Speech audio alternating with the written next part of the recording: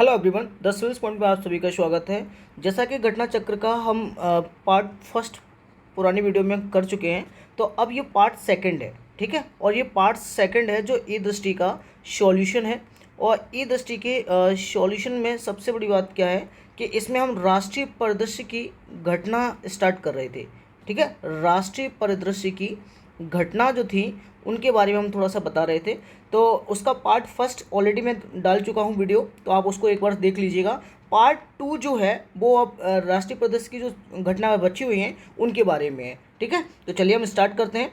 और जैसे कि आप सभी लोगों ने बहुत प्रेम दिया, उसके लिए बहुत बहुत धन्यवाद। पर थोड़ा सा लाइक शेयर सब्सक्राइब और करिएगा और ज़्यादा से ज़्यादा शेयर करिएगा। ठीक है, तो इस चीज़ के लिए थोड़ा सा ध्यान में रखिएगा।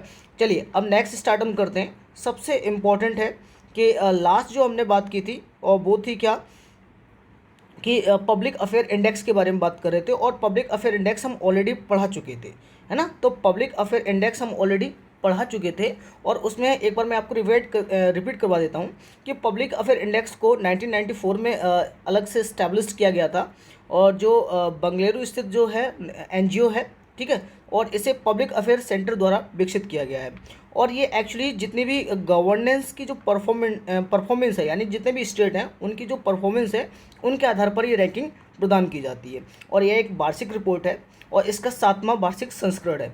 अब इसमें सबसे इम्पोर्टेंट चीज़ क्या है कि इसने राज्यों की जो जनसंख्या का आकार है उसकी दृष्टि से 18 बड़े राज्य और 10 छोटे राज्यों में इसने वर्गीकरण किया है। और जिसमें सबसे इम्पोर्टेंट चीज़ है कि यूटीज़ को इसमें शामिल नहीं किए गए।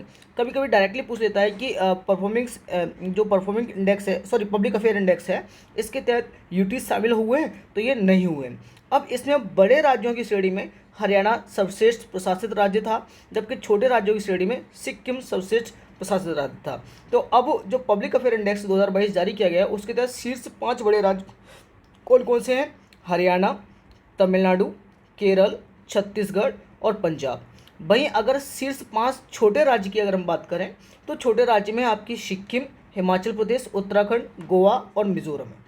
ठीक है, जबकि इस श्रेणी में यानी छोटे राज्यों की श्रेणी में अगर नागालैंड की हम बात की जाए तो इसका अंतिम स्थान सबसे ज़्यादा पाया जाता है। क्योंकि अब यूपी पीसीएस का एग्जाम है तो उत्तर प्रदेश के बड़े राज्यों की श्रेणी के तहत इसे शामिल किया गया है, पहली चीज़ है। और उत्तर प्रदेश का इस बार जो है 12वां स्थान प्राप्त हुआ है। ठीक है, तो इसमें रैंक इस बार सुधार की गई है। और याद रखिए ये मोस्ट इम्पोर्टेंट है। जबकि पिछली बार जब परफॉर्मिंग इंडेक्स था यानी पब्लिक अफेयर इंडेक्स था तो उसके तहत अंतिम स्थान 18वां प्राप्त हुआ था पहली बार। तो इसने परफॉर्मेंस अच्छी की है। तो कभी कभी पूछ लेता है कि इसकी परफॉर्मेंस कैसी है, तो इसने परफॉर्मेंस अच्छी की हुई है। ठीक है, चलिए अब दूसरी चीज़ ये है कि हिमाचल प्रदेश में 2 जल विद्युत परियोजनाओं की आधारशिला रखी गई है। ये मोस्ट इंपॉर्टेंट है हिमाचल प्रदेश। तो इसमें 2 हाइड्रो पावर बनाए गए हैं उनके आकार के आधार पर। अब सबसे बड़ी बात है कि एक चीज़ और ध्यान रखिए कि जो आकार है, यानी अगर हम बात करें उसका आकार है उसके आधार पर 2 परियोजनाओं को बांटा जाता है। एक बांटा जाता है स्मॉल और एक बांटा जाता है लार्ज। तो जितनी भी 25 मेगावाट से कम की क्षमता वाली पनबिजली परियोजनाएं हैं उनको हम स्मॉल में गिनते हैं। ठीक है, ये याद रखिए 25 मेगावाट से कम वाली क्षमता के लिए। और लार्ज 25 से अधिक हो सकता है। लार्ज जो है 25 मेगावाट से वो अधिक हो सकता है, कोई बड़ी बात नहीं इस चीज़ के लिए। अब इस स्मॉल परियोजना, जितने भी स्मॉल जल विद्युत परियोजनाएं हैं, इसमें भी इन्होंने 3 श्रेणी में इसको बांटा हुआ है। एक सूक्ष्म जो माइक्रो जो 100 किलोवाट तक होती है परियोजना, लघु जो 101 वाट से 2 मेगावाट तक के लिए होती है, और छोटी जो है वो 2 मेगावाट से 25 मेगावाट के लिए थी। यानी स्मॉल को भी इन्होंने 3 भागों में बांटा हुआ है। जबकि बृहद यानी जो मेगा परियोजना है, याद रखिए हमने यहाँ लार्ज की बात की थी। ठीक है, तो लार्ज 25 मेगावाट से अधिक की हो सकता है, पर अगर हम मेगा पावर प्रोजेक्ट की बात करते हैं तो वो 500 मेगावाट या उससे अधिक हो सकता है। तो हिमाचल प्रदेश में इसी आधार पर 2 जल विद्युत परियोजना लाई गई हैं। और वो कहाँ लाई गई हैं? तो हिमाचल प्रदेश के चंबा जिले में। किसमें? चंबा जिले में, चंबा डिस्ट्रिक्ट है, वहाँ पर 2 परियोजनाओं को शामिल किया गया है, जिसमें से एक है 48 मेगावाट की चांजू परियोजना। कौन सी? चांजू पनबिजली परियोजना है, वो इम्पोर्टेंट है। और दूसरी 30 मेगावाट की देवथल चांजू पनबिजली परियोजना है, यानी दोनों ही जो है वो आपकी लार्ज परियोजना है जो 25 मेगावाट से अधिक है। तो एक चांजू पनबिजली परियोजना और दूसरी 30 मेगावाट की देवथल चांजू पनबिजली परियोजना। अब ध्यान दीजिए, जो चांजू परियोजना है यानी हम इसकी बात कर रहे हैं, तो ये सबसे इम्पोर्टेंट चीज़ क्या है कि ये आपकी एक नदी है। कौन सी? ये है सोयल नदी। सोयल नदी है, सोयल नदी SUIL, सोयल नदी है जो किसकी सहायक नदी है? तो ये रावी की सहायक नदी है, ये याद रखिएगा, रावी की सहायक नदी है, उस पर ये चांजू पनबिजली परियोजना बनी है। और रावी आप जानते ही हैं कि रावी चेनाब की सहायक नदी है। किसकी है? चेनाब की सहायक नदी है। और रावी का जो ओरिजिन हुआ है वो कहाँ हुआ है? तो वो रोहतांग पास से हुआ है। किससे हुआ है? रोहतांग पास से हुआ है। तो ये भी थोड़ा सा ध्यान में रखिएगा, मोस्ट इंपॉर्टेंट है, ठीक है। तो रोहतांग पास से हुआ है रावी का। और रावी खुद किसकी सहायक नदी है? चेनाब की। और रावी की सहायक नदी सोयल नदी है, इस पर चांजू पनबिजली परियोजना 48 मेगावाट की लगाई गई है। और देवथल चांजू भी है, वो भी आपकी रावी नदी की सोयल नदी पर ही बनाई गई है, ठीक है। देवथल चांजू नदी जो है वो चांजू नाला है, जो देवथल नाला है उस पर बनाई गई है। चलिए एक बार देख लेते हैं। और PMO के अनुसार इन दोनों परियोजनाओं से 2 मिलियन यूनिट से अधिक बिजली का उत्पादन होगा। ये बहुत बड़ी बात है, यानी बहुत बड़ी प्रोजेक्ट है, ये आप थोड़ा सा ध्यान रखिएगा। तो थोड़ा सा चांजू जल विद्युत परियोजना चंबा जिले में दंताई गांव के निकट स्थित है, यानी वही हिमाचल प्रदेश का चंबा जिला है। और यहाँ पर चांजू नाला जो है पर स्थित एक रन ऑफ द रिवर परियोजना है। अब देखिए, रन ऑफ द रिवर क्या होती है? यानी कोई भी वाटर जो है, जब कोई भी परियोजना बनाई जाती है तो उसमें वाटर को स्टोरेज किया जाता है। क्या किया जाता है? स्टोरेज करके बनाया जाता है, और जिससे कि प्रॉपर तरीके से वो नीचे तक गिरेगी। तो उस पर जो ये पवन टाइप में ये इस तरीके से ग्रिड लगी होती है, इस टाइप में ये ग्रिड लगी, तो इस पर गिरेगी तो ये चलता रहेगा, ठीक है। पर यहाँ क्या है कि रन ऑफ द रिवर परियोजना ऐसी है कि जिसमें वाटर को स्टोरेज नहीं किया जाएगा, और वाटर को स्टोरेज नहीं किया जाएगा तो डायरेक्टली जो है वो इससे हाइड्रो पावर बन जाएगी, ठीक है, ये याद रखिए। और देवथल चांजू परियोजना है, यह भी एक रन ऑफ द रिवर परियोजना है, और जो देवथल नाला पर स्थित है। याद रखिए कहाँ पर है? ये हिमाचल प्रदेश के देवथल नाला पर स्थित है, ठीक है। अब भारत में जो जल विद्युत परियोजना है, ये इंपॉर्टेंट है, भारत में जल विद्युत क्षमता जो है वो इस समय कितनी है?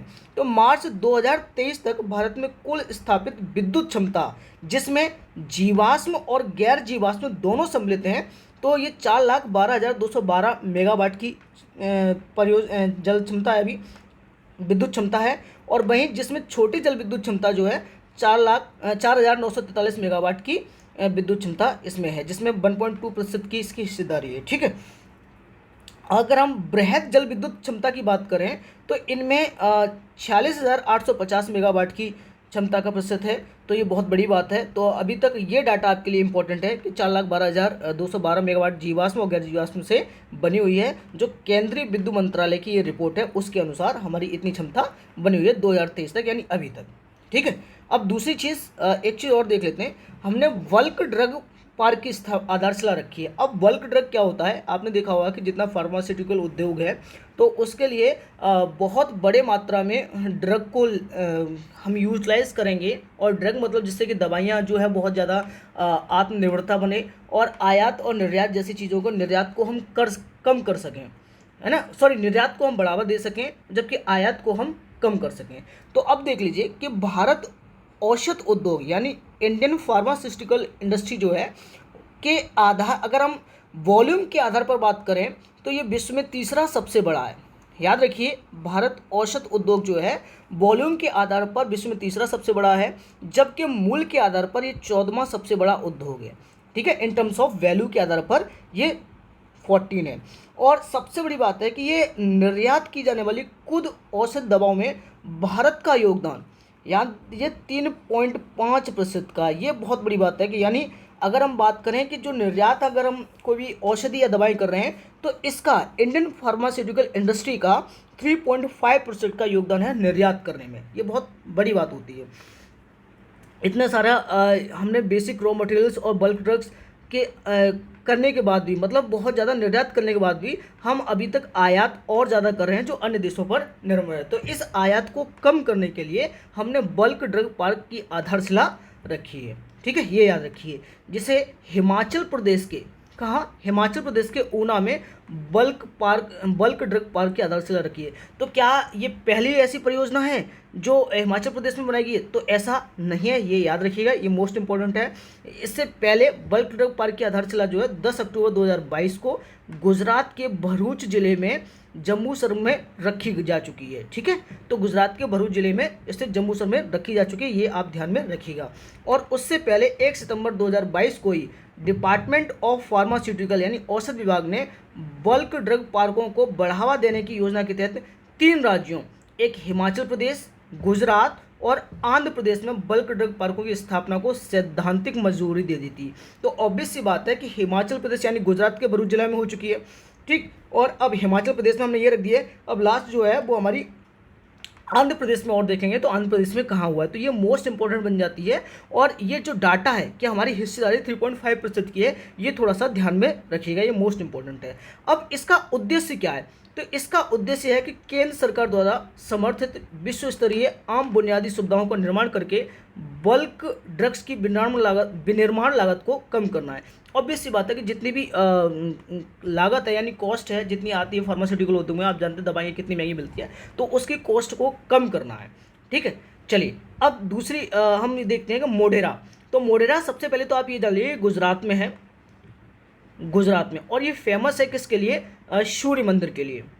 आपने देखा होता कि यूपीएससी ने भी, आईएएस ने भी ये क्वेश्चन पूछा था एक बार कि जो सूर्य मंदिर है वो कहाँ कहाँ पर है। तो एक कोणार्क जो उड़ीसा में है सूर्य मंदिर है, एक मोढेरा जो सूर्य मंदिर है वो आपका गुजरात में है। ठीक है, सूर्य मंदिर है। अब चलो देख लेते हैं ये क्या है। तो मोढेरा एक गांव है जो 24/7 जो है सौर ऊर्जा संचालित गांव है। यानी ऑब्वियस सी बात है कि 24/7 में जितने भी सौर ऊर्जा से ही इसके मोढेरा की बिजली प्राप्त होती है, उसी से ही काम करते हैं। तो ये कहाँ है? गुजरात के महसाणा जिले में स्थित है। और ये सूर्य मंदिर सन टेम्पल के लिए प्रसिद्ध है तथा यह रूपेण नदी की सहायक नदी पुष्पावती के तट पर स्थित है। ध्यान रखिए, रूपेण नदी, और रूपेण नदी आपकी कहाँ गिरती है जाकर के मैं आपको बता देता हूँ कि ये जो रूपेण नदी है, तो ये रूपेण नदी जो है ये आपके अरब सागर में नहीं गिरती है, ये आपकी रन ऑफ कच्छ में जाकर के गिरती है। कहाँ गिरती है? रन ऑफ कच्छ में जाकर के ये गिरते हैं। ये आपको थोड़ा सा ध्यान में रखना है, मोस्ट इंपॉर्टेंट। तो रूपेण नदी की सहायक नदी पुष्पावती के तट पर स्थित है। और इस मंदिर का निर्माण 1026 से 27 ईस्वी में हुआ था, जो चालुक्य वंश के राजा थे भीम प्रथम, उनके शासन के दौरान इसका मंदिर का निर्माण किया गया था। किसका? सूर्य मंदिर का। ठीक है, ये थोड़ा सा ध्यान में रखिएगा। अब चलिए थोड़ा सा एक चीज़ और जाने जाते हैं। इस मोढेरा मंदिर को मोढेरापुर या मुंडेरा नाम से भी जाना जाता है, तो थोड़ा ये भी फैक्ट है, थोड़ा ध्यान में रखिएगा। अब सबसे बड़ी बात है कि प्रधानमंत्री नरेंद्र मोदी जी ने गुजरात का दौरा किया था 9 से 11 अक्टूबर को। तो इन्होंने इस यात्रा के दौरान 24 घंटे सौर ऊर्जा से संचालित गांव घोषित किया है कि यानी 24 घंटे सौर ऊर्जा से, सोलर पावर से ये गांव चल रहा है। तो ये बहुत बड़ी बात होती है। और दूसरी चीज़, इसी मोढेरा स्थित सूर्य मंदिर में एक हेरिटेज लाइटिंग का भी उद्घाटन किया। यहाँ पर लाइटिंग की बहुत अच्छी व्यवस्था की गई थी, हेरिटेज लाइटिंग की, ऐतिहासिक लाइटिंग थी। तो उसके आधार पर इसका उद्घाटन भी हुआ है। तो याद रखिए, मोस्ट इंपॉर्टेंट है। तो इस प्रकार यह मंदिर भारत का पहला ऐसा विरासत स्थल है, बन गया है, जो पूर्णतः सौर ऊर्जा द्वारा संचालित है। ठीक है, तो यह मंदिर कौन सा? मोढेरा का जो सूर्य मंदिर है वो भारत का पहला विरासत स्थल बन गया है, जो पूर्णतः सौर ऊर्जा द्वारा संचालित है। दूसरी चीज, एक चीज और ध्यान रखिए कि मोढेरा का जो सौरीकरण, सोलराइजेशन ऑफ मोढेरा जो है वो सूर्यग्राम सन विलेज परियोजना के तहत किया गया है। तो आपसे पूछ सकता है कि ये किस परियोजना के तहत किया गया है? तो ये सूर्यग्राम परियोजना के तहत किया गया है, ये थोड़ा सा ध्यान रखिएगा।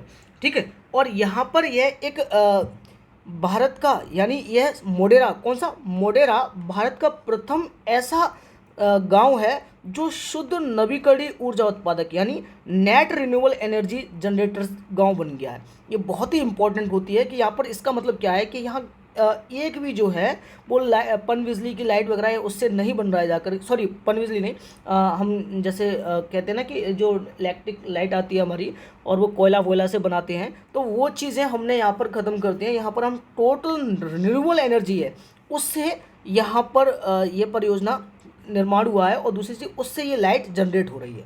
ठीक ठीक है। तो ये गांव पहला बन गया है भारत का, ये प्रथम जो शुद्ध नवीकरणीय ऊर्जा उत्पादक है। दूसरा चीज़, यह पहला ऐसा गांव है जहां सौर ऊर्जा संचालित अत्याधुनिक इलेक्ट्रिक वाहन चार्जिंग स्टेशन है। ये भी याद रखिएगा कि इलेक्ट्रिक वाहन चार्जिंग स्टेशन वाला पहला ऐसा गांव है कौन, मोढेरा। दूसरी चीज़, भारत की पहली ग्रिड संबंध बैटरी ऊर्जा संग्रहण प्रणाली मोढेरा में स्थापित की गई है। तो भारत की जो ग्रिड संबंध है, grid connected MWH scale battery energy storage system Modhera में स्थापित की गई। ये भी बहुत इंपॉर्टेंट चीज़ न्यूज़ है, ठीक है। चलिए अब नेक्स्ट बढ़ते हैं, स्वच्छता ही सेवा 2022 और सुजलाम 1.0 एंड 2.0 अवार्ड। देखिए यहाँ पर 3 अवार्ड मिले हुए हैं, एक स्वच्छता ही सेवा, दूसरा सुजलाम 1.0 और सुजलाम 2.0 अवार्ड मिला हुआ है। तो स्वच्छता ही सेवा क्या है, स्वच्छता ही सेवा के अंतर्गत सबसे बड़ी बात क्या है कि कौन से शीर्ष राज्य हैं और कौन से नहीं हैं, उनके बारे में बात की गई है। तो चलो देख लेते हैं कि स्वच्छता ही सेवा के अंतर्गत देश में स्वच्छता का स्तर बनाए रखने के लिए जनता द्वारा श्रमदान देने वाला एक फोर्टनाइटी अभियान है, ठीक है। कौन सा, स्वच्छता ही सेवा, याद रखिएगा, ये मोस्ट इम्पॉर्टेंट है। दूसरी चीज़, इस अभियान का आयोजन प्रतिवर्ष 15 सितंबर से 2 अक्टूबर के दौरान किया जाता है। कौन सा, स्वच्छता ही सेवा, यानी स्वच्छता ही सेवा जो है 15 सितंबर से 2 अक्टूबर के मध्य किया जाता है। और 100 दिवसीय सुजलाम अभियान को केंद्रीय जल शक्ति मंत्रालय द्वारा 25 अगस्त 2021 को आरंभ किया गया था। तो ये भी याद रखिएगा कि सुजलाम अभियान जो है वो 100 दिवस का था, ठीक है। और इसको केंद्रीय जल शक्ति मंत्रालय, ये याद रखिए मोस्ट इंपॉर्टेंट है, केंद्रीय जल शक्ति मंत्रालय द्वारा इसको आरंभ किया गया था। और इस अभियान का उद्देश्य क्या था कि 1 मिलियन यानी 10 लाख सोख्ता गड्ढों का निर्माण करना था। तो 10 लाख सोख्ता गड्ढे बहुत ही इंपॉर्टेंट है, याद रखिए। तो उसके लिए इन्होंने सृजन किया था, ODF प्लस गाँवों को सृजन करना था। तो इसके तहत इन्होंने 10 लाख यानी 1 मिलियन सोख्ता गड्ढों का निर्माण किया था, ठीक है। वहीं इन्होंने सुजलाम 2.0 को लॉन्च किया, जब इसकी डेट जो थी ये खत्म हो गई है। डेट क्या थी, 25 अगस्त से 2021 को आरंभ किया था, तो ये जो डेट खत्म हो गई है। तो 2022 को इन्होंने इसको पूरा अभियान जो है पूरा प्राप्त कर लिया। तो उसके बाद 2022 के बाद इन्होंने 2.0 को लॉन्च किया है। और इसके अंतर्गत जो सामुदायिक और संस्थागत स्तरीय हैं उनको प्रबंधन करना है और परिसंपत्तियों के निर्माण पर केंद्रित ये सुजलाम 2.0 है। यानी यहाँ पर पूरी कम्युनिटी पार्टिसिपेशन होगा, इंस्टीट्यूशन होगा, इंस्टीट्यूशन के साथ मिल करके हम मैनेजमेंट करेंगे और जितना भी एसेट्स निर्माण होगा उस पर हम ध्यान केंद्रित करेंगे इसमें, ठीक है। दूसरी चीज़, 2 अक्टूबर 2022 को स्वच्छ भारत दिवस 2022 के अवसर पर स्वच्छता ही सेवा और सुजलाम 1.2 और 2.0 के तहत सर्वश्रेष्ठ प्रदान करने वाले पुरस्कार दिए गए हैं। ध्यान रखिए 2 अक्टूबर 2022 को स्वच्छ भारत दिवस मनाया जाता है, यानी स्वच्छ भारत दिवस 2 अक्टूबर को मनाया जाता है।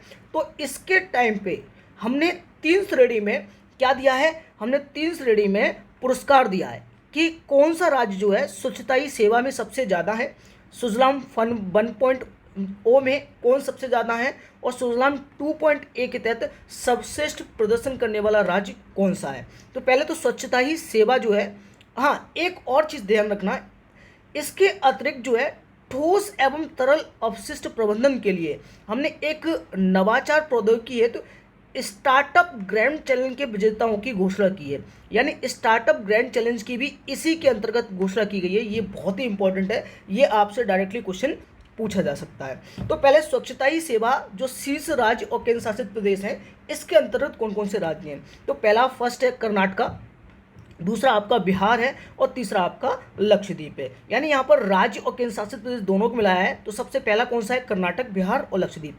वहीं सुजलाम वाले शीर्ष राज्य में सबसे पहला आता है सुजलाम फर्स्ट, यानी जो बीत चुका है हमारा सुजलाम 1.0 के तहत हमने सबसे ज़्यादा जो पुरस्कार दिया था, सबसे ज़्यादा पुरस्कार अच्छा जो प्राप्त करता राज्य था वो था मध्य प्रदेश, फिर महाराष्ट्र, फिर तेलंगाना, फिर उड़ीसा और फिर तमिलनाडु, ठीक है। वहीं सुजलाम 2.1 के तहत हमने सबसे अच्छा प्रदर्शन करने वाला राज्य कौन सा है, वो है कर्नाटका, तेलंगाना, उड़ीसा, मध्य प्रदेश और पश्चिम बंगाल। अब एक ये रह गया है स्टार्टअप ग्रांड चैलेंज के विजेताओं की घोषणा। तो स्टार्टअप ग्रैंड चैलेंज जो है इसके अंतर्गत कौन कौन है ये थोड़ा सा देख लीजिएगा। तो स्टार्टअप ग्रैंड चैलेंज के अंतर्गत यानी ऑब्वियस सी बात है वेस्ट मटेरियल की बात कर रहे थे, किसकी बात कर रहे थे, अपशिष्ट प्रबंधन के लिए। तो अपशिष्ट प्रबंधन के लिए कौन सा राज्य जो है वो सबसे आगे है, तो ग्रे वाटर मैनेजमेंट में सबसे ज़्यादा राज्य है हरियाणा, दूसरा ऑर्गेनिक वेस्ट मैनेजमेंट में कर्नाटक है, और दूसरा Govardhan galvanised organic bio agro resources धन यानी तमिलनाडु, जिसमें महाराष्ट्र और तमिलनाडु दोनों हैं। गोवर्धन यानी गोवर्धन जो गैल्वनाइज्ड प्रोसेसिंग होती है उसके अंतर्गत महाराष्ट्र और तमिलनाडु दोनों ही जो हैं वो इसमें आगे हैं। और वहीं प्लास्टिक अवशिष्ट प्रबंधन यानी प्लास्टिक को वेस्ट मैनेजमेंट को प्रॉपर तरीके से मैनेजमेंट करना वो गुजरात सबसे आगे है और उसके बाद तमिलनाडु सबसे आगे है। ठीक है, तो ये याद रखिए। तो ये मोस्ट इंपॉर्टेंट है, हमने तीनों बहुत ही ज़्यादा इंपॉर्टेंट है जो बार बार आपसे क्वेश्चन पूछने की संभावना हो सकती है, जिसमें एक स्वच्छता ही सेवा थी, दूसरा सुजलाम 1.0 और 2.0 के तहत अवार्ड दिए गए। अब एक और आता है स्वच्छ सर्वेक्षण ग्रामीण। अब स्वच्छ सर्वेक्षण ग्रामीण जो है वो किसके अंतर्गत आता है, तो पहले तो याद रखिए ये पेयजल एवं स्वच्छता विभाग वर्ष 2018 से संचालित कर रहा है। तो पेयजल और जो स्वच्छता विभाग है उसके अंतर्गत स्वच्छ सर्वेक्षण ग्रामीण 2022 को लॉन्च किया गया था। और इसके तहत इन्होंने एक चीज़ और है, हाँ 2018 को लॉन्च किया था। ठीक है, ये थोड़ा सा ध्यान रखिएगा। और इसमें क्या है कि इसमें 33 राज्य और केंद्र शासित प्रदेशों को बुलाया हुआ है, यानी इसमें देश भर के 33 और केंद्र शासित प्रदेश की समग्र रैंकिंग में 33 राज्य, मैं एक आपको बता देता हूँ इसमें क्या है कि जो स्वच्छ सर्वेक्षण ग्रामीण 2022 है इसके अंतर्गत हमने 33 राज्य और केंद्र शासित प्रदेशों को शामिल किया है। उसमें उत्तर प्रदेश की रैंकिंग जो है वो 18वां स्थान है इसका, ये आप थोड़ा सा ध्यान में रखिएगा, ये मोस्ट इंपॉर्टेंट है।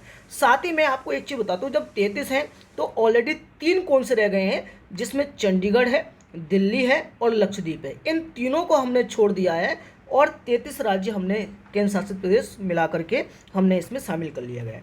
जबकि बिहार का स्कोर जो है 32वें स्थान पर है, ये भी थोड़ा सा ध्यान में रखिएगा। तो अब इसके अंतर्गत किसके अंतर्गत स्वच्छ सर्वेक्षण ग्रामीण के अंतर्गत सबसे शीर्ष 3 बड़े राज्य हैं वो कौन से हैं जिसकी 30 लाख से अधिक जनसंख्या है, यानी इसमें कौन से हैं, तो सबसे पहला है तेलंगाना, फिर है हरियाणा और फिर है तमिलनाडु। यानी सबसे ज़्यादा स्वच्छता जो है तेलंगाना में है। किस में, ध्यान रखना ग्रामीण क्षेत्र की बात कर रहे हैं यहाँ पर। ठीक है, तो ग्रामीण में सबसे ज़्यादा कौन है, तेलंगाना, हरियाणा और तमिलनाडु, और जिसकी 30 लाख से अधिक जनसंख्या है। और वहीं 30 लाख से कम जनसंख्या वाले राज्य कौन से हैं, तो या केंद्र शासित प्रदेश कौन से हैं, तो वो है अंडमान निकोबार, दादरा नगर हवेली और सिक्किम। यानी 3 ऐसे राज्य और केंद्र शासित प्रदेश हैं जो सबसे ज़्यादा 30 लाख से कम जनसंख्या वाले सबसे ज़्यादा शीर्ष पर हैं। शीर्ष 3 छोटे राज्य या संघ शासित प्रदेश। वही शीर्ष 3 जिले कौन से हैं, तो उसमें बताता हूँ कि इसमें भिवानी है आपका, और जगत्याल है। जगत्याल कहाँ है, तेलंगाना में, और 3 निजामाबाद है, वो भी तेलंगाना में। याद रखिए तेलंगाना मोस्ट इंपॉर्टेंट अभी इस समय हो जाता है, क्योंकि अभी CDS में क्वेश्चन पूछा गया था तेलंगाना से। ठीक है, UPSC का जो पेपर होता है CDS, उसमें डायरेक्टली क्वेश्चन पूछा गया था कि तेलंगाना से कौन कौन सी बाउंड्री है वो लगती है। तो थोड़ा इसको मैपिंग को जरूर थोड़ा ध्यान में देखिएगा।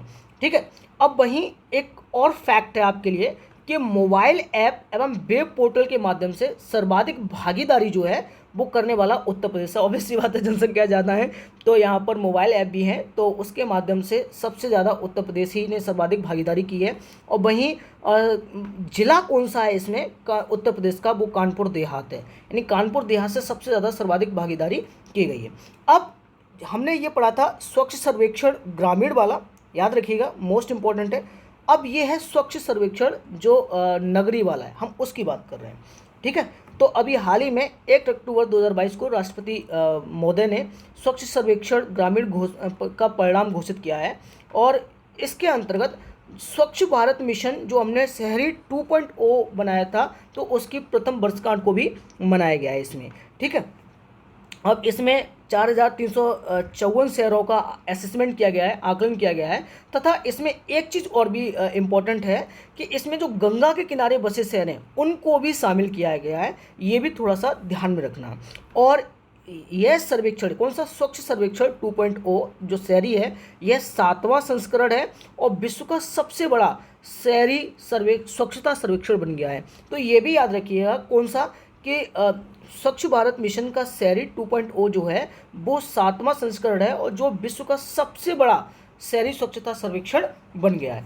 ठीक है, अब इसके लिए थोड़े से क्या क्या पॉइंट हो सकते हैं जो फैक्ट हैं जो एग्जाम पॉइंट ऑफ व्यू से पूछे जा सकते हैं, जिसमें एक है कि 1 लाख से अधिक जनसंख्या श्रेणी में लगातार 6ठी बार इंदौर को भारत का सबसे स्वच्छ शहर घोषित किया गया। ध्यान रखना, 1 लाख से अधिक जनसंख्या श्रेणी में। मैं आपसे बार बार ये जनसंख्या क्यों बोल रहा हूँ, क्योंकि डायरेक्टली ऐसे ही क्वेश्चन पूछा जाता है, 1 लाख, 5 लाख, 10 लाख, 20 लाख, 30 लाख, इस प्रकार से क्वेश्चन जरूर पूछे जाते हैं। तो 1 लाख से अधिक जनसंख्या श्रेणी में 6ठी बार इंदौर को भारत का सबसे स्वच्छ शहर घोषित किया गया है। दूसरे नंबर पर सूरत आता है, गुजरात। तीसरे नंबर पर नवी मुंबई महाराष्ट्र है और चौथे नंबर पर विशाखापट्टनम आंध्र प्रदेश है और 5वें नंबर पर विजयवाड़ा है और 6ठे नंबर पर भोपाल है। तो ये थोड़ी सी लिस्ट को जरूर देखिएगा क्योंकि पिछली बार बड़ा घुमा दिया था क्वेश्चन को, तो ये थोड़ा सा ध्यान में रखिएगा। अब वही शीर्ष 5 शहर जो 1 लाख से 10 लाख जनसंख्या की श्रेणी में आते हैं, ये कितना था 1 लाख, अब यह है 1 लाख से 10 लाख जनसंख्या श्रेणी में आ रहे हैं। तो उसमें आपका कौन सा है, तिरुपति जो आंध्र प्रदेश में है, दूसरा आपका मैसूर है कर्नाटका, तीसरा नई दिल्ली है और चौथा आपका अंबिकापुर है छत्तीसगढ़ और 5वां आपका नोएडा। तो ये 1 लाख से 10 लाख की जनसंख्या में आता है। तो ये याद रखिएगा, नोएडा बहुत ही इंपॉर्टेंट आपसे क्वेश्चन पूछने की संभावना हो जाती है। और 1 लाख से 10 लाख जनसंख्या की श्रेणी में जो ईटानगर है वो अंतिम स्थान प्राप्त हुआ है, ये याद रखिएगा। ठीक है, तो कभी कभी डायरेक्टली इनडायरेक्टली क्वेश्चन पूछ लेता है। तो ईटानगर अरुणाचल प्रदेश को अंतिम स्थान प्राप्त हुआ है और उत्तर प्रदेश के नोएडा को 5वां स्थान प्राप्त हुआ 1 लाख से 10 लाख जनसंख्या श्रेणी में। अब वहीं अगर हम बात करें जिसमें यूएलबीज हैं यानी शहरी स्थानीय निकाय होते हैं, याद रखिएगा जो जिसमें 100 शहरी स्थानीय निकाय होते हैं उसमें सबसे ज़्यादा किसने हासिल किया है, तो शीर्ष 5 राज्य में सबसे ज़्यादा जिसमें 100 शहरी स्थानीय निकाय हैं उनसे कम होते हैं, यानी 100 शहरी यूएलबीज जो होते हैं, आपने देखा होगा यूएलबीज एरियाज़ होते हैं और उसके अंतर्गत जिसमें 100 से कम है यूएलबीज, वो शीर्ष 5 राज्य कौन से हैं, तो उसमें त्रिपुरा ने सबसे पहले हासिल किया है, फिर झारखंड ने, उत्तराखंड ने, हिमाचल प्रदेश और हरियाणा ने। वहीं 100 यूएलबी से अधिक जो राज्य हैं तो उनमें सबसे ज़्यादा किसने किया है, मध्य प्रदेश, छत्तीसगढ़, महाराष्ट्र, तेलंगाना और पंजाब। वहीं उत्तर प्रदेश का इसमें 10वां स्थान है, ये थोड़ा सा ध्यान में रखिएगा, ये मोस्ट इंपॉर्टेंट है। किसमें, जिसमें 100 यूएलबी से अधिक की श्रेणी में आता है, तो उसमें 100 यूएलबी की अधिक श्रेणी में आता है तो उसमें उत्तर प्रदेश का 10वां स्थान है। ये मैं बार बार बोल रहा हूँ, इस चीज़ को ध्यान में रखिएगा। अब एक चीज़ और है कि स्वच्छ भारत मिशन के तहत, किसका, स्वच्छ सर्वेक्षण, स्वच्छ भारत मिशन 2.0 शहरी यानी स्वच्छ सर्वेक्षण के तहत हमने प्रेरक दौड़ सम्मान एक क्या दिया था, एक वर्गीकृत किया था, कौन सा, प्रेरक दौड़ सम्मान।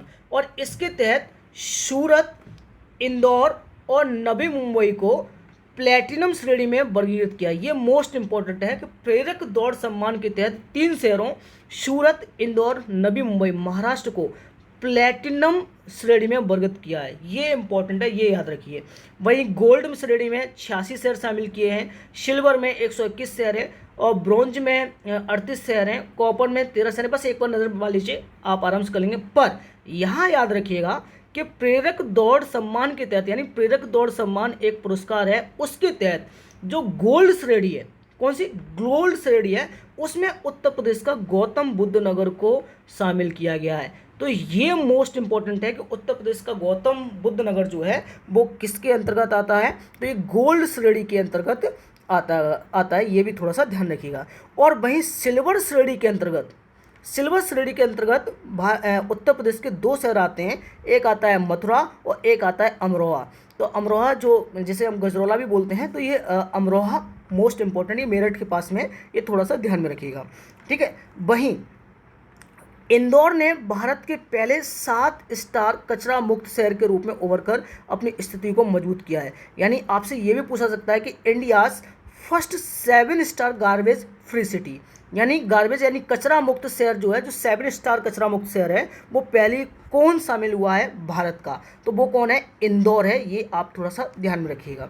और वहीं जो 5 स्टार कचरा मुक्त शहरों के रूप में हमारे पास 6 शहर आए हैं। कौन कौन से, एक सूरत है, एक भोपाल है, एक मैसूर है, एक नवी मुंबई है, विशाखापट्टनम और तिरुपति है। और ये कितना है, 7 स्टार गार्बेज फ्री सिटी, ठीक है। वहीं 3 स्टार शहरों के रूप में हमारे उत्तर प्रदेश के 2 शहर आए हैं, एक गाजियाबाद आया है और एक लखनऊ आया है। तो थोड़ा सा कोई नहीं, हम आगे बढ़ रहे हैं, धीरे धीरे बढ़ते रहेंगे, इतनी आबादी है तो थोड़ा सा ध्यान में रखिएगा, ठीक है। वहीं एक चीज़ और याद रखिए कि जो तिरुपति आंध्र प्रदेश है, उसको सफाई मित्र सुरक्षा चुनौती में सर्वश्रेष्ठ शहर का पुरस्कार मिला है। अभी बताऊंगा सफाई मित्र सुरक्षा क्या है, क्योंकि आपने देखा होगा कि जो मेला उठाते हैं, मेला वगैरह होते हैं या मेला वगैरह उठाते हैं, उनको सफाई मित्र नाम दिया गया है। और उसके अंतर्गत इन्होंने बहुत ज़्यादा, इनकी जो हेल्थ कंडीशन थी जो ख़राब हो जाती थी, तो उनकी सुरक्षा की चुनौती में सर्वश्रेष्ठ पुरस्कार जो है तिरुपति को दिया गया है, और जो आंध्र प्रदेश में है, ठीक है। अब समझ गए, याद रखिए। अब इस स्वच्छ सर्वेक्षण के अनुसार सबसे इम्पोर्टेंट गंगा नगर, यानी जो गंगा नदी है, गंगा नदी के 5 शहर हैं, वो कौन कौन से हैं सबसे ज़्यादा। तो इसमें 2 कैटेगरी दे रखी है, एक जो 1 लाख से कम जनसंख्या है और एक जो 1 लाख से अधिक जनसंख्या है। तो शीर्ष 5 गंगानगर, तो उसमें सबसे पहला मिला है जो 1 लाख से कम जनसंख्या है, उसमें बिजनौर उत्तर प्रदेश को दिया गया है। दूसरा कन्नौज उत्तर प्रदेश को दिया गया है, और तीसरा गढ़मुक्तेश्वर उत्तर प्रदेश को दिया गया है, और चौथा सुल्तानगंज बिहार को दिया गया है, और 5वां जो है कर्णप्रयाग उत्तराखंड को दिया गया। यानी ये जो शहर हैं जो 1 लाख से कम जनसंख्या है, उनको शीर्ष ये स्वच्छ भारत मिशन अवार्ड दिया गया है राष्ट्रपति महोदय द्वारा।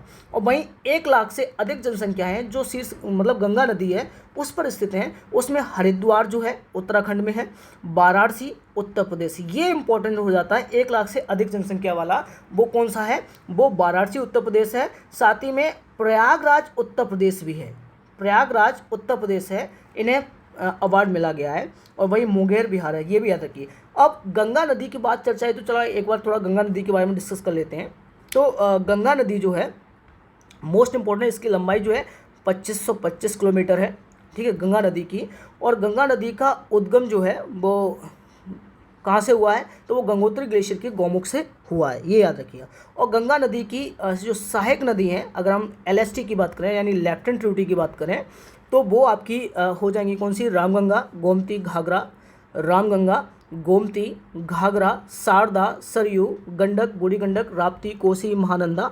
और राइट हैंड ट्रिब्यूटरी की बात करें तो राइट हैंड ट्रिब्यूटरी में आपकी हो जाएंगी कौन सी, याद रखिए, राइट हैंड ट्रिब्यूटरी में आपकी हो जाएंगी यमुना, सोन, पुनपुन, फाल्गु, दामोदर, ठीक है, तो और हुगली। तो ये सारी नदियां हैं, ये आपकी राइट हैंड ट्रिब्यूटरी हैं और लेफ्ट हैंड ट्रिब्यूटरी हैं, ठीक है, ये याद रखिएगा। अब कन्नौज आप जानते हैं कि जो आपकी रामगंगा है वो कन्नौज में जाकर ही मिल जाती है जाकर के गंगा से।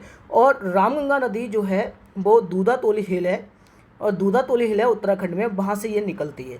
तो इस प्रकार से थोड़ा सा ध्यान में रखिएगा, कभी कभी गंगा नदी से डायरेक्टली क्वेश्चन पूछा जाता है। और इवन दो मैं आपको एक चीज़ और बताता हूँ कि गंगा नदी जो है, गंगा नदी से अभी हाल ही में UPSC के जो CDS एग्ज़ाम हुआ है उसने डायरेक्टली क्वेश्चन पूछा है कि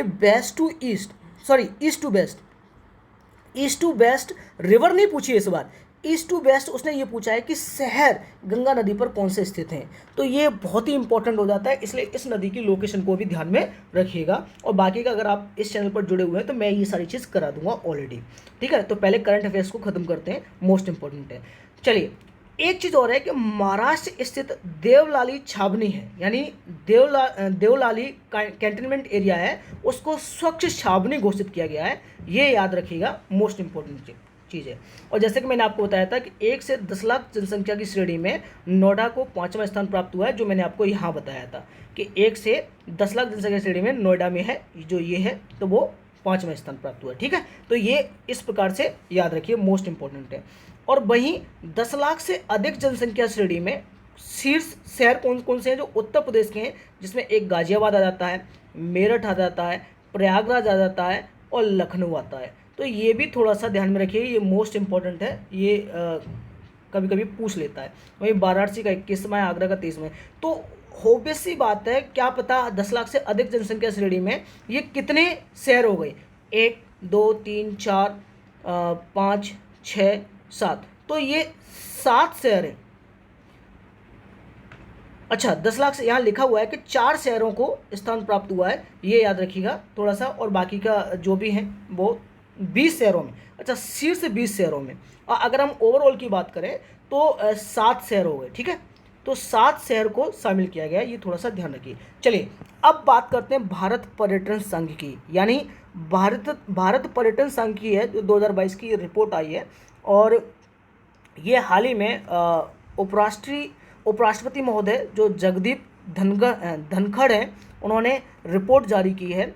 और वो भी कब जारी की है, जब विश्व पर्यटन दिवस है, 27 सितंबर को विश्व पर्यटन दिवस मनाया जाता है, ये थोड़ा सा ध्यान रखिएगा। तो उन्होंने एक रिपोर्ट जारी की, इंडिया टूरिज्म स्टैटिक 2022। अब इसके अंतर्गत उन्होंने अपना कुछ स्टैटिक्स जारी किए हैं, जो पर्यटन मंत्रालय ने उनको प्रोवाइड कराए हैं, जिसमें 63वां संस्करण था इनका, ये भी थोड़ा सा ध्यान रखिएगा।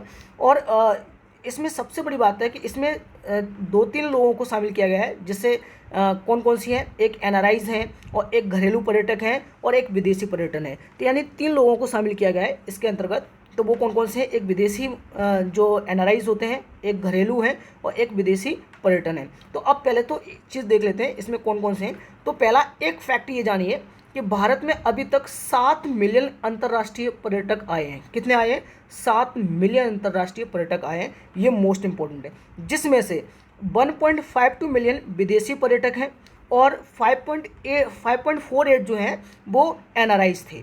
यानी 7 मिलियन थे, जिसमें से 1.52 मिलियन जो है विदेशी पर्यटक आए हैं और 5.48 मिलियन जो हैं वो एनआरआईज आए हैं, ठीक है। अब वर्ष 2020 की तुलना में 2021 में भारत में अंतर्राष्ट्रीय पर्यटन आगमन में, ये इंपॉर्टेंट पॉइंट है, याद रखिएगा कि 2020 से लेकर के 2021 तक हाल ही में पर्यटन जो है वो कितने % की वृद्धि हुई है। तो ये 10.6% की वृद्धि हुई है, ये थोड़ा सा ध्यान रखिए, ये डाटा मोस्ट इंपॉर्टेंट हो जाता है, ठीक है। और क्योंकि उपराष्ट्रपति ने ये डाटा निकाला हुआ है तो विश्व पर्यटन दिवस पर, तो ऑब्वियस सी बात है ये क्वेश्चन बनने की संभावना सबसे ज़्यादा हो जाती है। अब थोड़ा सा ये देख लेते हैं कि 2021 में भारत में जो विदेशी पर्यटक आगमन हुआ है, जो आए हैं, वो शीर्ष 5 देश कहाँ से आए हैं। तो सबसे ज़्यादा यूएसए से आए हैं, फिर बांग्लादेश से, फिर यूके से, फिर कनाडा से और फिर नेपाल से आए हैं। तो यानी यूएसए से हमारे रिलेशन वैसे ही सुधर रहे हैं, तो थोड़ा ध्यान रखिएगा। तो यूएसए से ऑलरेडी बहुत लोग आ रहे हैं, वो बांग्लादेश से आ रहे हैं और यूके से आ रहे हैं, कनाडा से आ रहे हैं और नेपाल से आ रहे हैं।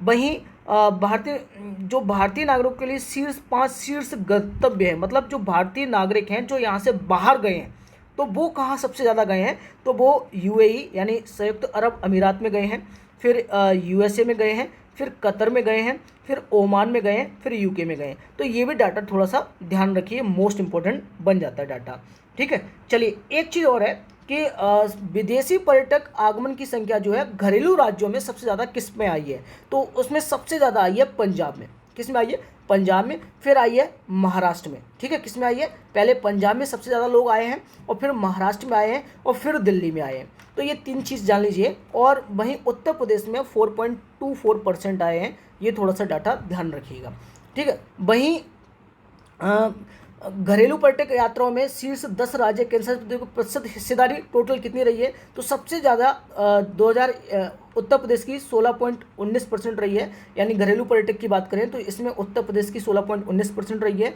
उसके बाद सबसे ज़्यादा रही है तमिलनाडु, माफ़ी चाहता हूँ, सबसे ज़्यादा तमिलनाडु में रही है, फिर आपकी उत्तर प्रदेश में रही है और फिर आपकी आंध्र प्रदेश और फिर आपकी कर्नाटका में रही है। तो ये 4 सेक्टर हैं जो आप थोड़ा सा ध्यान में रखिएगा, मोस्ट इंपॉर्टेंट है। अब भारत भ्रमण वर्ष 2023 यानी 2023 को हाल ही में केंद्रीय पर्यटन मंत्रालय द्वारा भारत भ्रमण वर्ष रूप में घोषित किया है, यानी विजिट इंडिया ईयर 2023 घोषित किया है। और इस पहल को 31 जनवरी 2023 को लॉन्च किया गया था पर्यटन मंत्रालय द्वारा।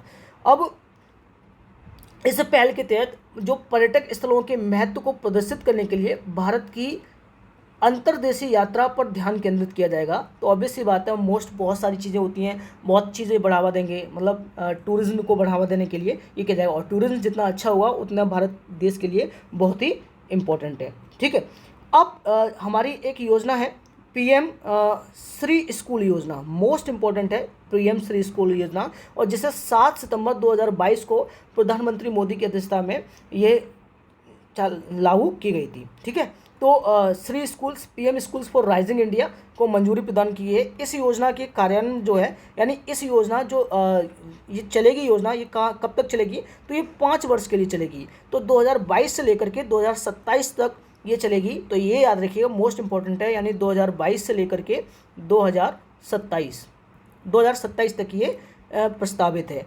अब पीएम श्री स्कूल योजना का उद्देश्य क्या है कि कॉग्निटिव डेवलपमेंट है, यानी पूरी तरीके से इसका डेवलपमेंट करेंगे और गुणवत्तापूर्ण शिक्षा प्रदान करेंगे। ये बहुत ही इंपॉर्टेंट हो जाता है, जिससे कि महत्वपूर्ण कौशल भी प्राप्त होगा और समग्र और पूर्ण विकसित व्यक्तियों का निर्माण होगा, जिससे उनका पोषण करने का प्रयास करेंगे। यानी पीएम स्कूल जो है ओवरऑल डेवलपमेंट और इम्पॉर्टेंट है कि जिस फील्ड में जाना चाहते हो उस फील्ड के लिए कौशल प्रदान करेंगे और पूरी तरीके से विकसित करेंगे। ये याद रखिए, मोस्ट इम्पॉर्टेंट है, जिससे उन्हें आज से पूरी शिक्षा में क्या है कि आधुनिक और परिवर्तनकारी जो समग्र तरीका होगा, यानी जो आज की जो मॉडर्नाइजेशन है उसके तहत वो किस प्रकार से चल रहे हैं या आधुनिकता क्या है, उन सभी की जानकारी इसमें हम प्रोवाइड कराएंगे। ये थोड़ा सा ध्यान रखिए, मोस्ट इम्पॉर्टेंट है। ठीक है, अब इस योजना के तहत 14,500 से अधिक स्कूलों को विकास किया जाएगा, और इसके तहत केंद्र सरकार, राज्य केंद्र शासित प्रदेश सरकार और स्थानीय निकायों द्वारा प्रबंधित कुछ चयनित मौजूदा स्कूलों को सुदृढ़ बनाया जाएगा। यानी ऑब्वियस सी बात है, इसमें केंद्र सरकार होगा, राज्य केंद्र शासित प्रदेश और राज्य के ही स्थानीय निकाय हैं, उसको कुछ स्कूलों को चयनित किया जाएगा और उसके अंतर्गत उनको ओवरऑल पीएम श्री स्कूल, जो पीएम श्री स्कूल है उसके तहत इसको मॉडर्न किया जाएगा। अब इसके अंतर्गत एक चीज़ और याद रखिएगा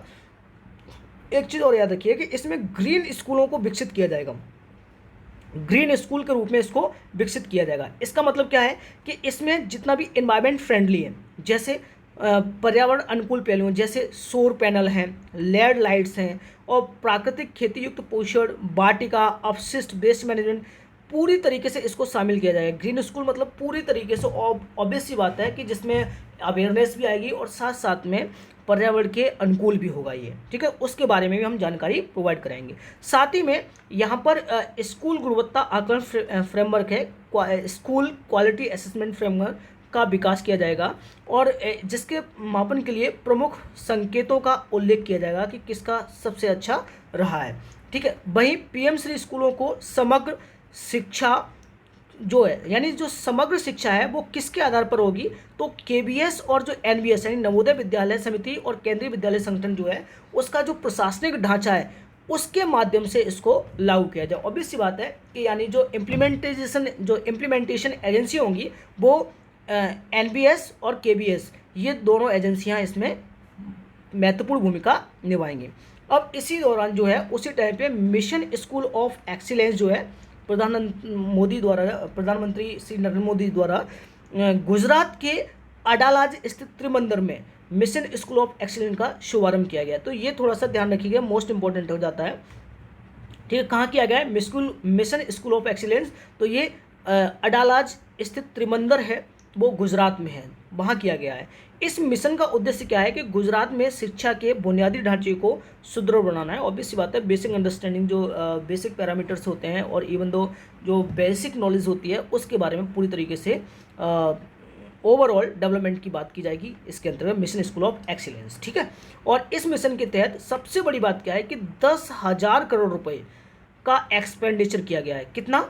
10,000 करोड़ रुपए का। और साथ ही में यह जो मिशन है वो विश्व बैंक के द्वारा आंशिक वित्त पोषित है, यानी जो पैसा फंडिंग की जा रही है वो विश्व बैंक से भी लगी हुई है। 10,000 करोड़ रुपए में कुछ भागीदारी वर्ल्ड बैंक की भी है, तो थोड़ा सा ये ध्यान रखिए, ये मोस्ट इंपॉर्टेंट चीज़ है। चलिए अब देखते हैं नमस्ते योजना। नमस्ते योजना जो है वो किस पर आधारित है, तो जो हाथ से मैला उठाते हैं, ऑब्वियस सी बात है, जैसे मैंने अभी बताया था कि यहाँ पर स्वच्छ भारत मिशन के तहत मैं आपको दिखा देता हूँ कि स्वच्छ भारत मिशन के तहत कहाँ गया, जो तिरुपति है,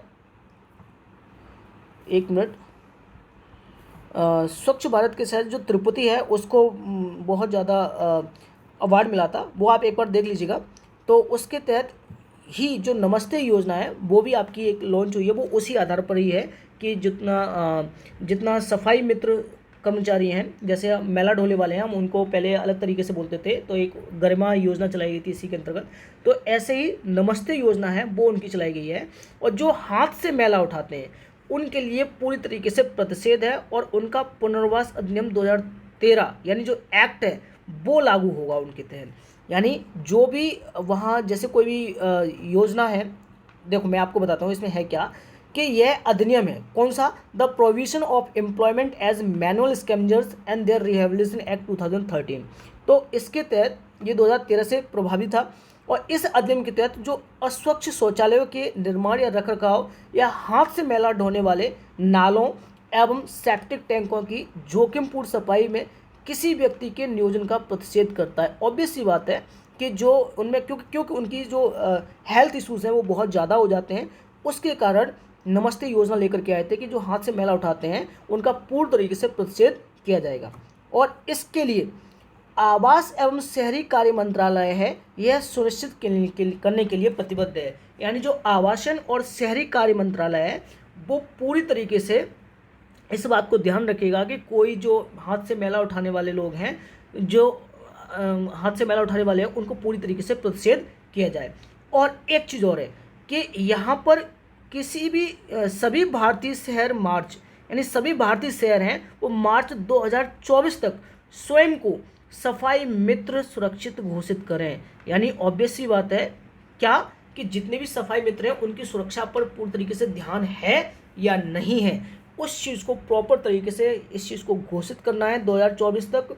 और उनकी क्या क्या चीज़ें हैं, उनको पूरी किट मिल रही है या नहीं मिल रही है, उस पर ये ध्यान केंद्रित होगी स्माइल परियोजना। ठीक है, चलिए, सॉरी स्माइल नहीं, नमस्ते योजना, माफ़ी चाहता हूँ, नमस्ते योजना। अब नमस्ते योजना को थोड़ा सा इसके बारे में और क्या क्या तथ्य हो सकते हैं उनके बारे में थोड़ा सा जान लेते हैं। तो नमस्ते का फुल फॉर्म क्या है, national action for mechanised sanitation ecosystem. ठीक है, तो जैसे वही है वो सारी चीज़ें वो थोड़ा सा ध्यान लीजिए। और यह एक सेंटर स्कीम है, याद रखिएगा। और इस योजना का जो मंत्रालय है जिसके तहत ये लाया गया है, तो ये सामाजिक न्याय एवं अधिकारिता मंत्रालय और आवासन एवं शहरी कार्य मंत्रालय की ये संयुक्त पहल है। ठीक है, तो ऑब्वियस सी बात है मोस्ट इंपॉर्टेंट है, क्योंकि यहाँ पर सफाई मित्र हैं जितने भी हाथ से मैला उठाते हैं उनको पूर्ण तरीके से सुरक्षित प्रदान करना है, सुरक्षा प्रदान करनी है। ऐसा नहीं है कि वो किट ना हो और वो डायरेक्टली घुस जाए, तो जिससे कि उनकी जो हेल्थ इशूज़ है वो बहुत ज़्यादा क्रिएट होंगे। ठीक है, और आई थिंक मुझे लगता है कि जैसे कि फंडामेंटल राइट्स भी हैं वो इस चीज़ के लिए बहुत कटिबद्ध है। तो थोड़ा सा ये गवर्नमेंट जो कर रही है ये बहुत अच्छा काम किया है इन्होंने, और ये सराहनीय काम है। ठीक है, नमस्ते योजना के अंतर्गत 500 शहरों को शामिल किया गया है, ये याद रखिए, मोस्ट इम्पोर्टेंट है। और इस योजना के अंतर्गत 360 करोड़ रुपए का एक्सपेंडिचर किया गया है, और साथ ही में यह 4 वर्षों के लिए फंड दिया गया है। 4 वर्षों में के अंतर्गत आपको सारी सफाई कर्मचारी के लिए किट प्रदान करनी है। कितनी, 4 वर्ष, 2022 से लेकर 2026 तक। नमस्ते योजना का उद्देश्य जो है निम्न प्रमुख परिणामों को प्राप्त करना है। क्या, कि भारत में स्वच्छता कार्य के कारण किसी की मौत ना हो, जैसे कि मैंने अभी आपको बताया। स्वच्छता संबंधी सभी कार्य कुशल श्रमिकों द्वारा संपादित किया जाए। ऐसा ना हो कि कोई नया आया है और उसको स्किल्ड है ही नहीं है कैसे स्वच्छता करना है, तो उसके लिए बड़ा दिक्कत होगी, उसकी हेल्थ इश्यूज आ जाएंगे। किसी भी सफाई कर्मचारी का मानव मल पदार्थ के सीधे संपर्क में नहीं आना है। ऑब्वियस सी बात है, कोई एक किट होती है उसके माध्यम से वो उठा सकते हैं, ऐसे नहीं उठा सकते हैं। वहीं स्वच्छता कर्मचारियों को स्वयं सहायता समूह में एकत्रित करना और उन्हें स्वच्छता उद्यम चलाने का अधिकार प्रदान करना, ये बहुत अच्छा पॉइंट है कि एनजीओ एक बनाना है और उस एनजीओ के तहत वो अपना एक स्वच्छता उद्यम यानी एक इंडस्ट्री जो है उसको इस्टेब्लिश करने के लिए परमिशन देता है। ये कौन सी योजना, तो यह नमस्ते योजना है। ठीक है, ये याद रखिए। वहीं सभी सीवर एंड सेप्टिक टैंक कर्मचारियों की पहुंच जो है वैकल्पिक आजीविका यानी अल्टरनेट लाइवलीहुड्स तक होनी चाहिए, तो ये बड़ी अच्छी काम दी गई है। और इसकी जो एजेंसी है याद रखिए ये किस मिनिस्ट्री के अंतर्गत आएंगे, तो सामाजिक न्याय और अधिकारिता मंत्रालय और आवास एवं शहरी कार्य मंत्रालय, उसके अंतर्गत ये संयुक्त पहल है नमस्ते योजना। पर इसकी एजेंसी ये चला कौन रही है, तो ये चला रही है राष्ट्रीय सफाई कर्मचारी वित्तीय विकास निगम, यानी कौन सी, NSKFDC, ये योजना इसकी कार्यान्वयन एजेंसी है। ये थोड़ा सा ध्यान रखिए, मोस्ट इंपॉर्टेंट चीज़ है, ठीक है। और वहीं संरचना के शीर्ष पर राष्ट्रीय नमस्ते निगरानी इकाई होगी जो प्रबंध निदेशक के अधीन होगी। ऑब्वियस सी बात है कि इसमें एक और मॉनिटरिंग यूनिट होगी जिसका नाम है राष्ट्रीय नमस्ते निगरानी इकाई। तो ये किसके अंडर में होगी, तो ये NSKFDC है, इसके अंदर होगी, ये याद रखिए। वही राज्य सरकार द्वारा राज्य नमस्ते निदेशक के रूप में एक उपयुक्त अधिकारी का चयन किया जाएगा जो राज्य नमस्ते प्रबंधन इकाई का प्रमुख होगा, यानी SNMU भी इसमें होगा। यानी बहुत अच्छी ये करी गई है और मुझे लगता है कि ये डिसेंट्रलाइज बेस पे काम करेगी। तो ये बहुत अच्छा प्रोग्राम है और बहुत बड़ा प्रोग्राम है जिसमें फंडिंग जो है 360 करोड़ की है और वहीं 4 वर्ष का ये प्रोग्राम है, तो काफ़ी इम्पोर्टेंट है, ये ध्यान रखिएगा। वहीं दूसरी एक न्यूज़ है मंडला। तो मंडला जो है याद रखिएगा ये पहला कार्यात्मक रूप से साक्षर जिला है। ऑब्वियस सी बात है, ये मोस्ट इम्पोर्टेंट है। तो साक्षरता क्या होती है वो यूनेस्को ने यहाँ पर अपनी डेफिनेशन दी है कि कार्यात्मक साक्षरता क्या है, कि कार्यात्मक साक्षरता उसे कहते हैं जो किसी व्यक्ति की उन सभी गतियों में संलग्न होने की क्षमता को संदर्भित करती है। यानी किसी व्यक्ति जो ऐसी गतिविधियां हैं जो उसमें भागीदारी होती है उनकी, जिसमें उसके समूह और समुदाय के प्रभावी रूप से कार्य करने के लिए साक्षरता की आवश्यकता होती है। यानी ऑब्वियस सी बात है, बड़ी अच्छी योजना है मंडला साक्षरता, कार्यात्मक साक्षरता, और उसे अपने आवश्यकता होती है और उसे अपने तथा अपने समुदाय के विकास के लिए पढ़ने लिखने और गणना का उपयोग जारी रखने में सक्षम बनाती है। तो इसमें मंडला जो है कौन सा है, वो कार्यात्मक रूप से साक्षरता जिला बन गया है पहला।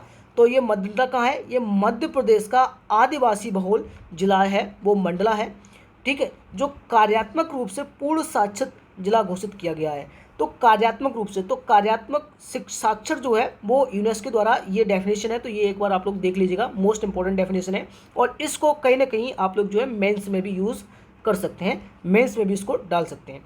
चलिए, इस उपलब्धि के साथ मंडला भारत का पहला कार्यात्मक रूप से साक्षर जिला बन गया है। तो भारत का पहला कार्यात्मक रूप से साक्षर जिला कौन सा है, मंडला है, जो मध्य प्रदेश में है, ठीक है।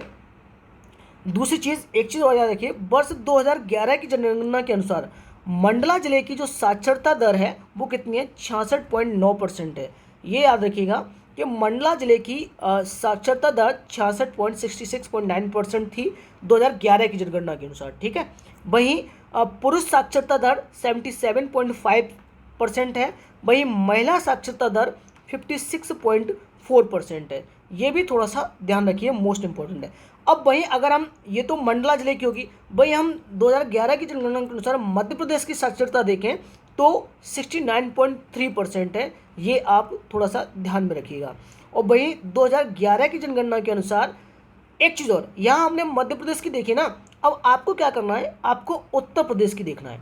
किसकी देखना है, उत्तर प्रदेश की साक्षरता देख लेना, ये इंपॉर्टेंट हो जाता है, पूछा जा सकता है क्वेश्चन को, ठीक है। अब 2011 की जनगणना के अनुसार भारत की जो साक्षरता दर है वो 73% थी, जिसमें पुरुष साक्षरता दर 80.9% है तथा महिला साक्षरता दर 64.6% है। तो ये डाटा बहुत ही इंपॉर्टेंट है। साथ ही में यूपी का जो डाटा है वो आप थोड़ा सा देख लीजिएगा, ये मोस्ट इंपॉर्टेंट है, क्योंकि अगर इस तरीके से आप क्वेश्चन को करेंगे तो ऑब्वियस ही बात है आपको पता चल जाएगा और आप बढ़िया तरीके से उसको क्वेश्चन को भी कर सकते हैं, ठीक है। थोड़ा सा ध्यान दीजिएगा क्योंकि ऐसे क्वेश्चन जो हैं वो बार बार आते हैं और बार बार पूछे जाते हैं, ठीक है। अगर आप कहें तो यूपी की जो है वो आप थोड़ा सा देखिएगा, बहुत ही इम्पोर्टेंट है, ठीक है। वहीं भारत सरकार द्वारा देश में साक्षरता दर बढ़ाने के लिए कौन कौन से प्रयास किए गए हैं, तो सर्व शिक्षा अभियान जो 2001 से 2002 में चलाई गई थी उसको लागू किया गया है।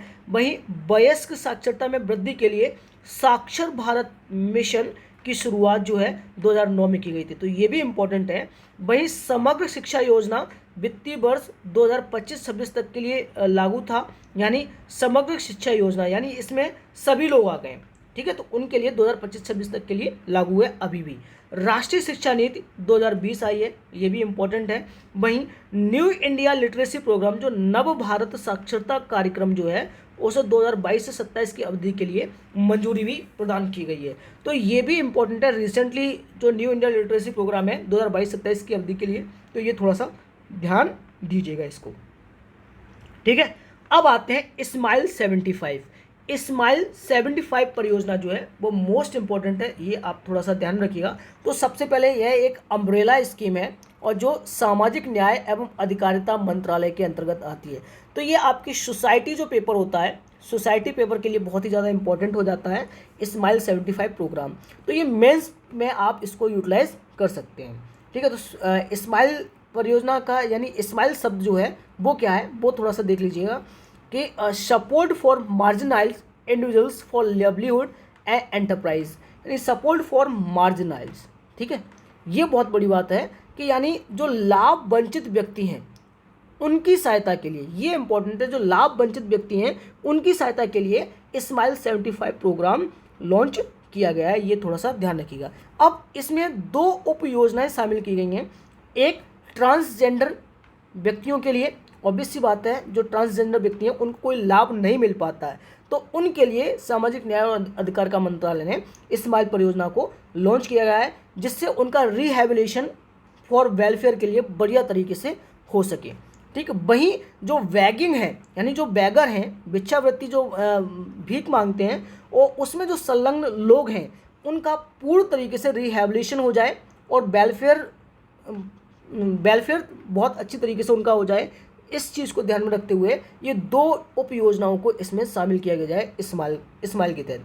वहीं इसके लिए पैसा कितना खर्च किया है इस सामाजिक न्याय अधिकारिता मंत्रालय ने, तो इसके लिए 100 करोड़ रुपए बजट में आवंटित किए गए थे। कितने? 100 करोड़ रुपए। और वहीं 2025-26 तक ये योजना है। तो डायरेक्टली आपसे क्वेश्चन पूछ लेगा कि स्माइल परियोजना जो है वो कब तक है, तो 2025-26 तक है, या फिर इसका पैसा पूछ लेगा। 100 करोड़ रुपए इसको किया गया। और ये किन के लिए है, तो सबसे ज़्यादा कि ट्रांसजेंडर व्यक्तियों के लिए, और साथ ही जो भीख मांगते हैं बैगिंग के लिए, उनके लिए भी ये परियोजना है, ठीक है। और इसका शुभारंभ कहाँ से किया गया था, तो इसका शुभारंभ जो है वो नई दिल्ली से किया गया है, ये याद रखिएगा। और क्योंकि हम स्माइल 75 क्यों बोल रहे हैं, याद रखिएगा कि स्माइल तो चलो ये एक परियोजना है जो मार्जिनल सेक्शन के लिए काम करती है। दूसरी चीज़ 75 नगर निगम, यानी यहाँ पर 75 नगर निगम ऐसे हैं जिसमें इस क्षेत्र की पहचान की गई है, इसलिए इसका नाम स्माइल 75 पहल नाम दिया गया है। ये आप थोड़ा सा ध्यान रखिएगा, ठीक है। इस पहल का जो एग्जीक्यूटिव है वो कौन करेगा, ministry of social justice and empowerment. और इस पहल के निम्न उद्देश्य है क्या, एक निराश्रयता और भिक्षावृत्ति की समस्या को दूर करना, ठीक है। तो ऑब्वियस सी बात है कि डेस्टिट्यूशन और जो बैगरी है उसको दूर करना, और वहीं